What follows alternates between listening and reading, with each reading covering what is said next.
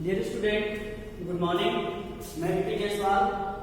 Today we will discuss about lesson first, the rise of nationalism in Europe. इसके पीछे last video में या last classes में हम लोगों ने the making of nationalism in Europe के बारे में पढ़े थे. कैसे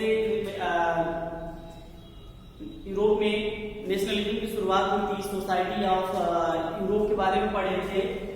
उसके पिछले वाले क्लास में हम लोग फ्रेंच रिवॉल्यूशन के बारे में पढ़े थे. तो आज जो हम लोग का टॉपिक है डिस्कस करने के लिए वो है द रिवॉल्यूशनरीज. रिवॉल्यूशन से बना है रिवॉल्यूशनरीज अर्थात आंदोलनकारी. इसका जो मीनिंग होता है आंदोलनकारी.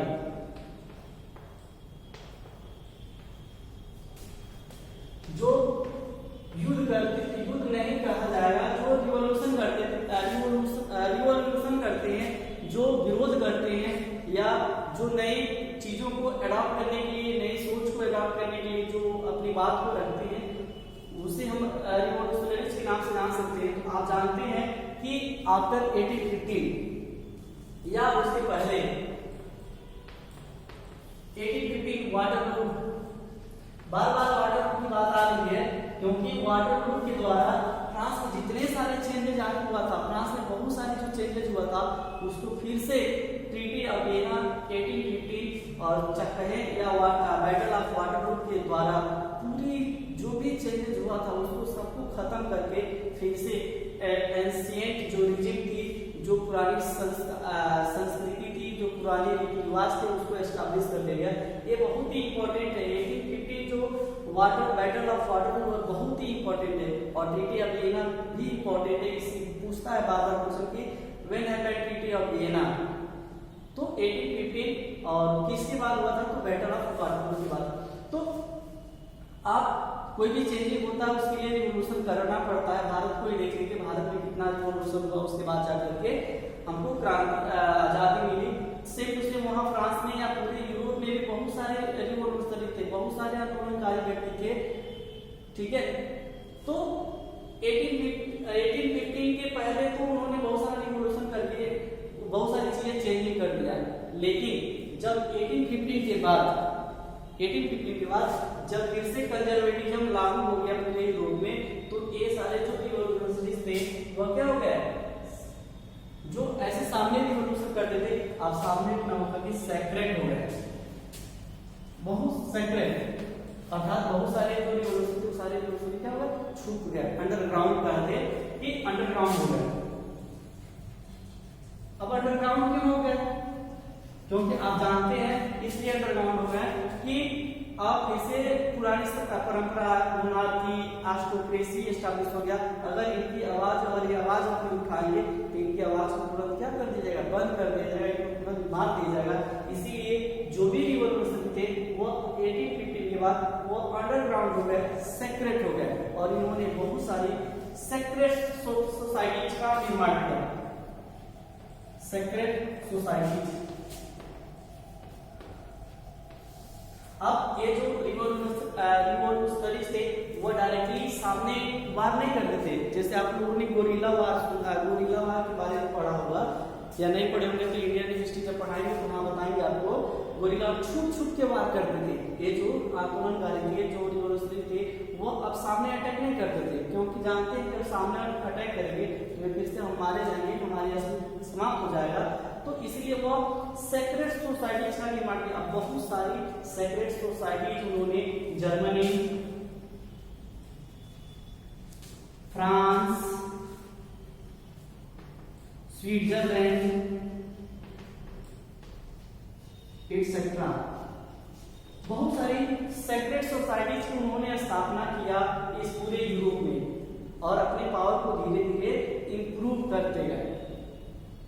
इन्होंने धीरे धीरे सोसाइटीज का निर्माण करना शुरू किया और इन सोसाइटीज का जो डिमांड था, अर्थात पूछा जाए कि क्यों सेक्रेट सोसाइटीज का निर्माण कर रहे थे ये रिवॉल्यूशनरी, तो आप जानते हैं कि डेमोक्रेसी को खत्म कर दिया गया था.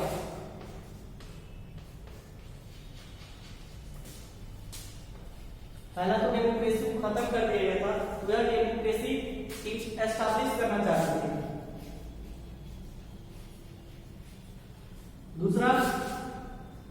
मोनार्की।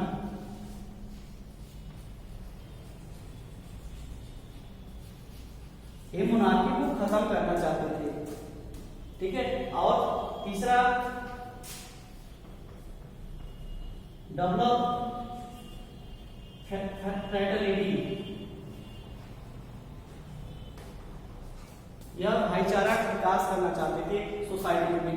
तो द रिवॉल्यूशनरी थे, तो जो आंदोलनकारी थे उन्होंने तो पहले सामने आकर कार्य किया, लेकिन जब 1850 में वाटरलू के मैदान में जब नेपोलियन बोनापार्ट हार गया, डिफीट हो गया और ट्रीटी ऑफ यूनियन जब लागू हो गया, तो ये जो रिवॉल्यूशन थे वो अंडरग्राउंड हो गया या शांत हो गए। बिल्कुल इन्होंने कोई रिवॉल्यूशन करना नहीं किया, बिल्कुल शांत हो गया। और शांत होकर के इसलिए इन्होंने बहुत सारी सेक्रेट सोसाइटीज का निर्माण किया। सेक्रेट सोसाइटीज का निर्माण किया फ्रांस में, जर्मनी में, स्विट्जरलैंड में। तीसरा गुण है कि इनका ये सेक्रेट सोसाइटी का निर्माण क्यों करना चाहते थे, क्योंकि ये जो आंदोलनकारी थे, रिवॉल्यूशनरीज थे, वो क्या चाहते थे? ये रिवॉल्यूशनरी चाहते थे कि जो कंजर्वेटिज्म था, जो पुरानी परंपराएं थी, पुरानी धारणाएं थी, जो ऑटोक्रेसी था, उसको क्या किया जाए, खत्म किया जाए। एंड ऑफ मोनार्की, जिसमें सारी चीजें सम्मानित है। दूसरा ये चाहते थे कि इन सारे कंट्रीज में क्या हो, डेमोक्रेसी एस्टैब्लिश हो, कॉन्स्टिट्यूशन एस्टैब्लिश हो, ये चाहते थे। तीसरा ये चाहते थे development fraternity, development of fraternity, भाईचारे का विकास हो। ये सारे इनके डिमांड थे। इन्होंने ये सारे जो यूनिवर्सिटी थे उन्होंने बहुत सारी चीज चेंजिंग भी किया जब इनकी पावर ग्रोथ हो गया। जैसे अगर कहा जाए कि 1830 में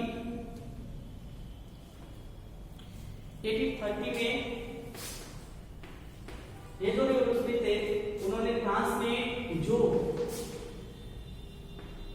राजा थे उस समय कौन, जो बर्मन के थे, चार्ल्स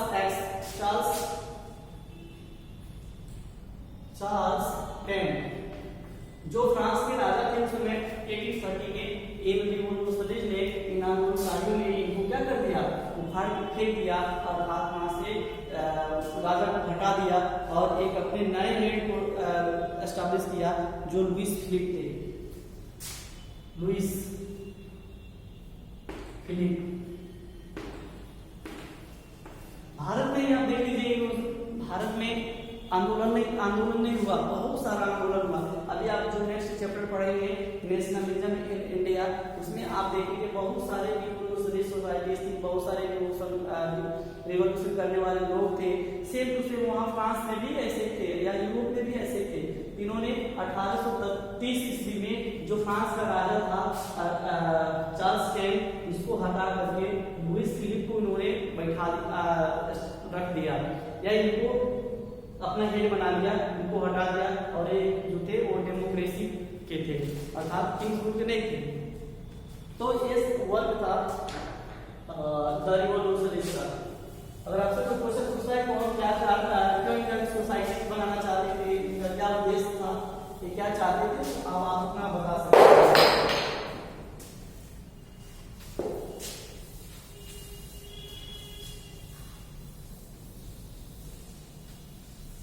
जो नेक्स्ट टॉपिक है वो है the age of revolution.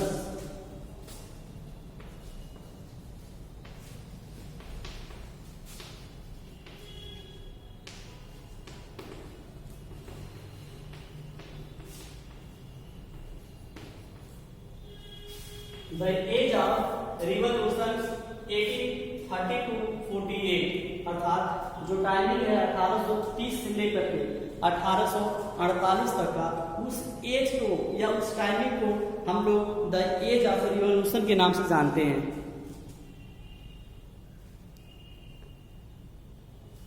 The age of revolution के नाम से, अर्थात इस जो टाइमिंग में ये जो है दो पार्ट्स में है।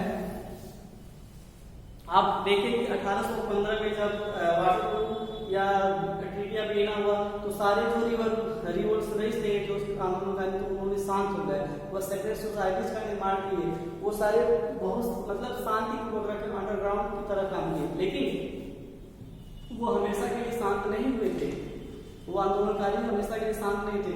जैसे ही 1830 की टाइमिंग आई या उनकी पावर बढ़ गए या उनकी जो कहा जाए कि इंटरनल पावर या बहुत सारे आंदोलनकारी जब हो गए तो उन्होंने 1820 से लेकर के और 1848 तक इतना रिवॉल्यूशन किया, इतना क्रांति किया, इतना ज्यादा स्ट्रगल किया नेशनलिज्म के लिए और डेमोक्रेसी के लिए कि उस टाइम पीरियड को ही 1830 से लेकर 1848 के पीरियड को ही पूरे इतिहास में, वर्ल्ड की हिस्ट्री में उसको द एज ऑफ रिवॉल्यूशन के नाम से जाना गया।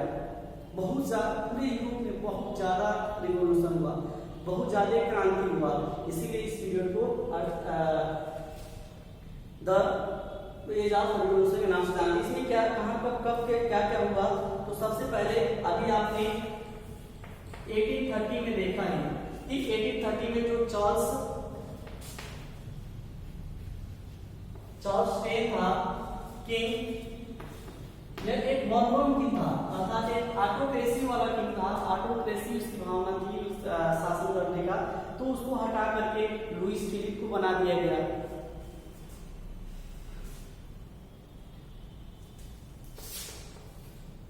दूसरा देखिए hunger hardship and popular revolt 1830। Hunger hardship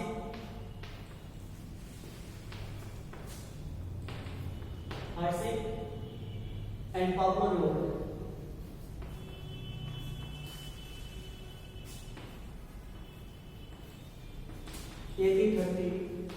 एक तो ये हुआ 1830 में, फिर 1830 की टाइमिंग में फ्रांस में हंगर हार्डशिप, हंगर मतलब भुखमरी की स्थिति आ गई थी, हार्डशिप एंड मतलब बहुत ही कठिनाई पूर्वक अपने जीवन को जीने वाले, तो इसीलिए इसको पॉपुलर रिवोल्ट ऑफ 1830 कहा जाता है। जो 1830 का टाइमिंग था वो एक क्राइसिस का टाइमिंग था, पूरे क्रॉप्स जो थे, पूरे क्रॉप्स जो थे वो नष्ट डिस्ट्रॉय हो गए थे। जो प्राइसेस था गुड्स प्राइसेस, चाहे प्राइसेस ऑफ गुड्स जो थे उसकी प्राइसेस को बहुत ज्यादा इंक्रीज कर दिया गया। जो नोबेल लोग थे, जो रिच पर्सन थे, उनको टैक्स नहीं देते थे। जो निचले तबके के लोग थे वो ज्यादा टैक्स देते थे, जो लोअर लोग थे वो ज्यादा टैक्स देते थे। तो ये जो 1830 का टाइमिंग था वो मिडिल क्लास और लोअर क्लास के लिए बहुत ही हार्डशिप का टाइमिंग था, हार्डशिप और हंगर का टाइमिंग था। इसीलिए पूरे यूरोप में 1830 के टाइमिंग में क्या हुआ था, आंदोलन हुआ था।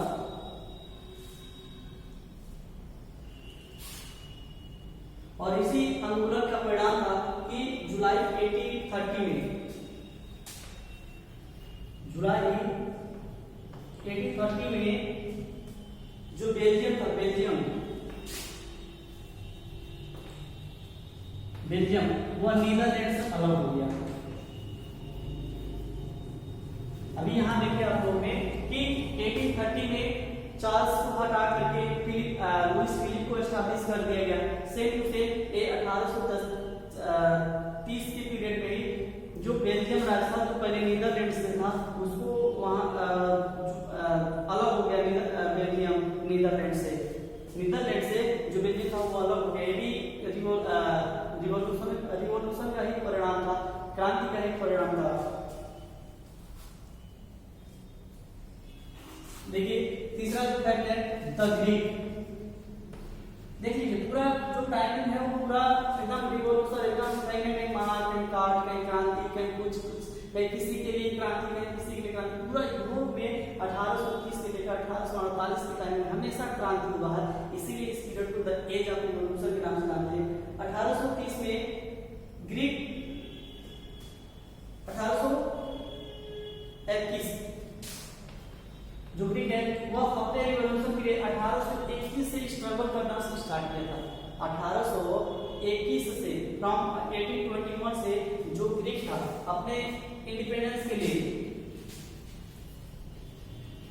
अपनी स्वतंत्रता के लिए इसने क्रांति करना शुरू किया। और 1832 में जाकर के 1832 में जाकर के यह पूरी तरह से क्या हुआ, इंडिपेंडेंस हो पाया। तो यदि एक क्रांति का परिणाम था और जाकर 1832 में एक नेशन स्टेट के रूप में या एक स्वतंत्र राष्ट्र के रूप में सामने आया।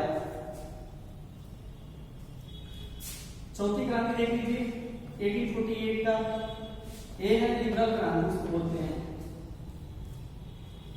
लिबरल।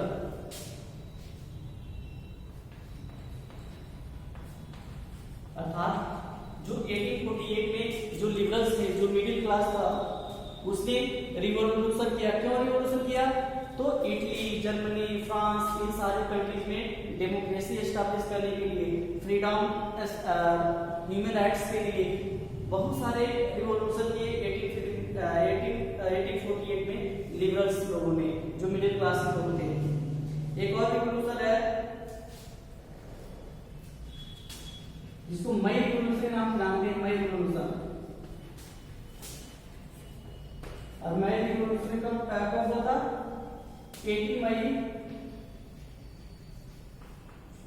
1848 में।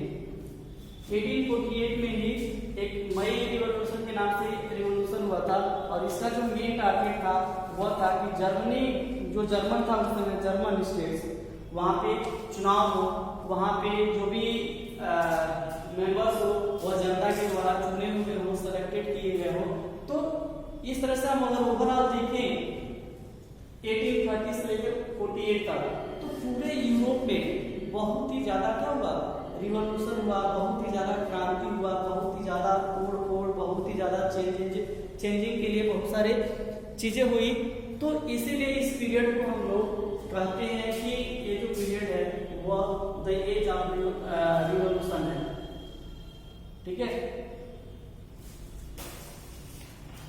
ये जो टाइमिंग है एज ऑफ रिवॉल्यूशन के टाइम से। नेक्स्ट क्वेश्चन हम लोग पढ़ेंगे, और इसी का परिणाम था, इसी रिवॉल्यूशन का, कि आगे हम लोग पढ़ेंगे the making of Germany and Italy, कि जर्मनी और इटली का निर्माण होता है। इस अगली क्लास में हम लोग पढ़ेंगे, नेक्स्ट क्लास में। वीडियो को लाइक करें, सब्सक्राइब करें, अधिक से अधिक शेयर करें। थैंक्स।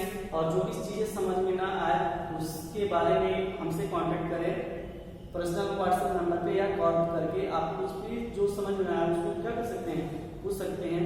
थैंक्स।